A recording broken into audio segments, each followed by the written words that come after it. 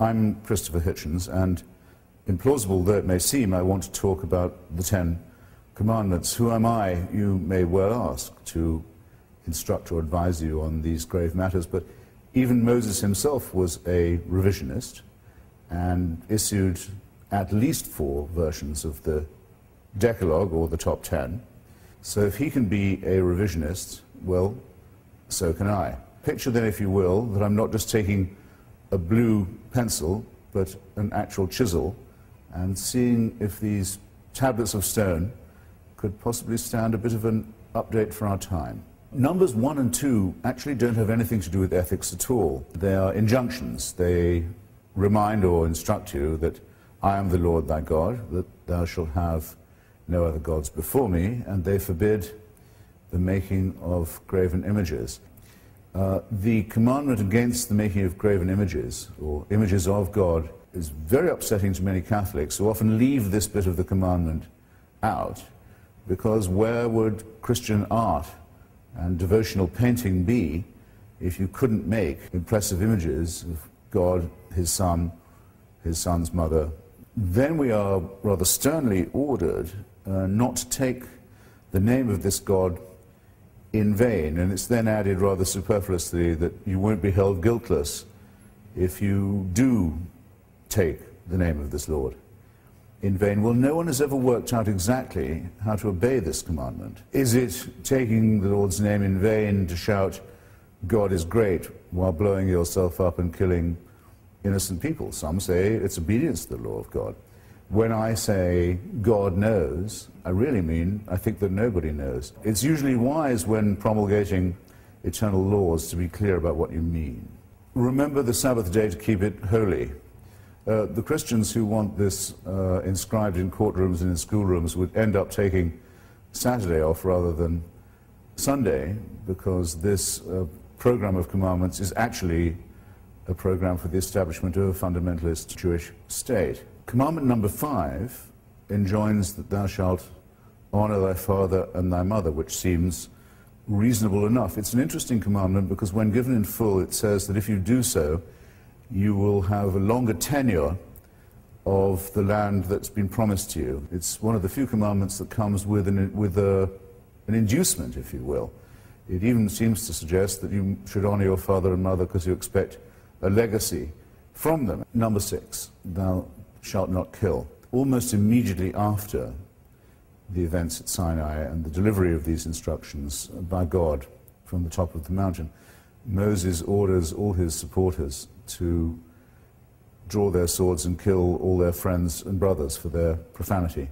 Number 7, thou shalt not commit adultery. The Turkish government, an Islamic party, recently tried to make this actual law in Turkey itself, but failed. It's difficult to see why this well-known offense should be classified with murder and theft and perjury.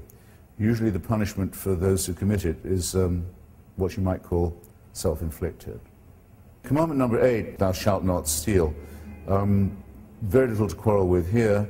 We don't know of any society that has a commandment saying it's okay to steal, or a social custom that allows it. Then we arrive at a moment of comparatively rare nuance and sophistication.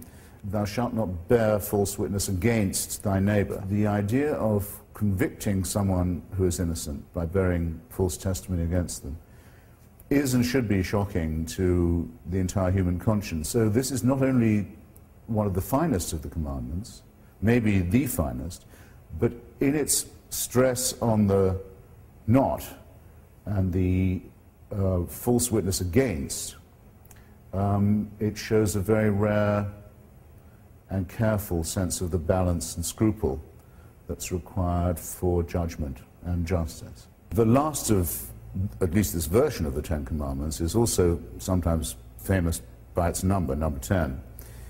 It forbids the coveting of your neighbor's or thy neighbor's goods, these to include his ox, his ass, his wife.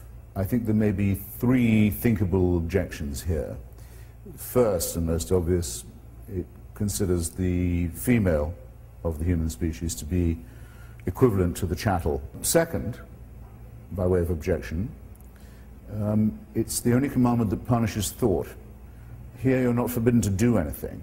You're forbidden to think even about something. And third, the attempt to suppress an instinct, a desire, that must have been put by God into us in the first place. Otherwise, how would we know? The essential division of opinion is this: did God make men, or did men make many gods? There are enough discrepancies just in the well-known version for us to be certain that we're looking here at a God who improvises, who's jealous, who's short of temper, who's inconsistent, or, if by any chance God didn't make Moses and the Hebrews, that the people who made God were jealous, short-tempered, inconsistent, and capricious in their turn. I don't know about you, but as between the consideration that man was made by God, or that many gods were made by men, I've never thought there was much doubt as to which was the correct version. How might a Decalogue look if it was written for the 21st century? I never quite trust myself beginning a sentence by saying, "Thou shalt not," but let's see if we can adapt this famous question. Number one, do not condemn people on the basis of their ethnicity or their color. Number two, do not ever even think of using people as private property, or as owned or as slaves. Three, despise those who use violence or the threat of it in sexual relations. Number four, hide your face and weep if you dare to harm a child. Number five, do not condemn people for their inborn nature.